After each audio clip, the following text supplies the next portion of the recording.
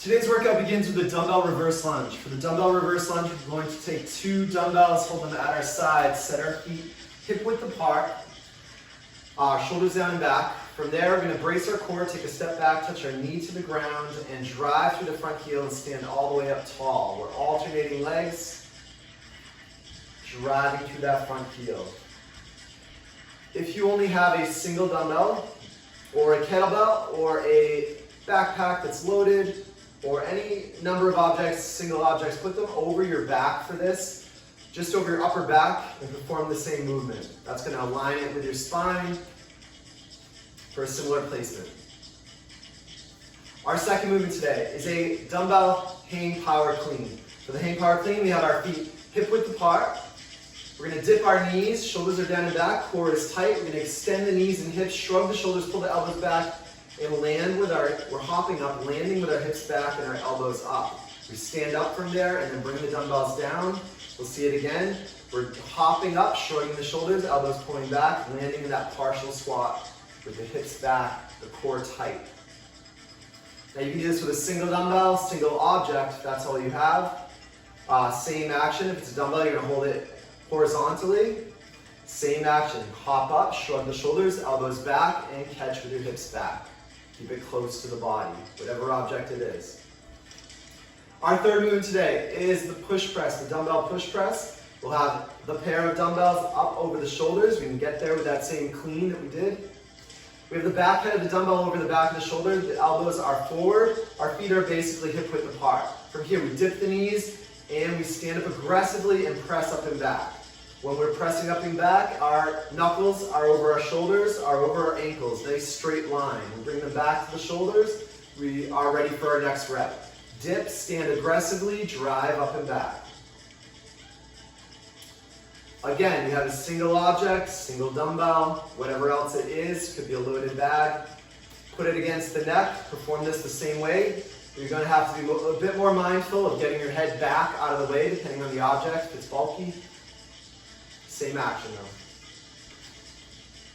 though. Our fourth movement today is the pull-up. For the pull-up, we'll need a pull-up bar.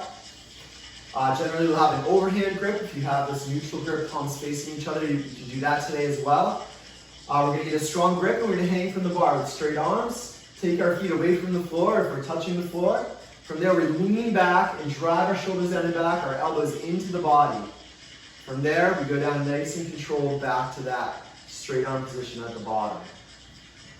If this is a challenging movement for you, if you're still learning this movement, the way we recommend is with a stool or a chair, climb up on top of that stool or chair and hop up to the top of the pull-up. Hold that controlled top of the pull-up and go down slow. A slow eccentric, a slow negative is going to build your strength so that eventually you'll be able to pull up. If you are very strong at the pull-up today, you can load the pull-up with a dumbbell between your thighs. You can also put a loaded bag over your back, make that pull-up more difficult. Our alternative for the pull-up today is the high pull, the dumbbell high pull. For the dumbbell high pull, we'll have our feet hip width apart. We'll have our dumbbells right in front of our body. And we'll show you the strict version first. You're just going to stand tall, shrug your shoulders up, pull your elbows high and back.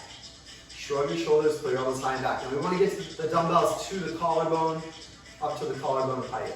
If your dumbbells are heavy, use your legs, dip and stand aggressively and pull, similar to the push press. And if you just have a single object, not a pair of 2 dumbbells, same idea. Just like with the other movements, if it's a dumbbell, hold it horizontal, shrug, elbows high and back.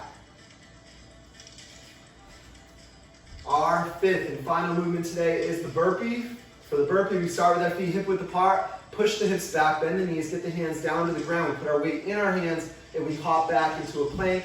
From there, we're lowering down, chest to the ground, elbows in. From there, we worm ourselves, use our hips, get back to that plank, hop our feet far forward to the hands, and jump up and touch the hands overhead. You can see it in real speed here, hopping back, getting right down to the ground, hopping those feet far forward and hopping up. If you need to be quiet in your apartment, for your downstairs neighbors or whatnot, you can step back, you can step forward, you can go up on your toes, touch your hands overhead. Have a great workout.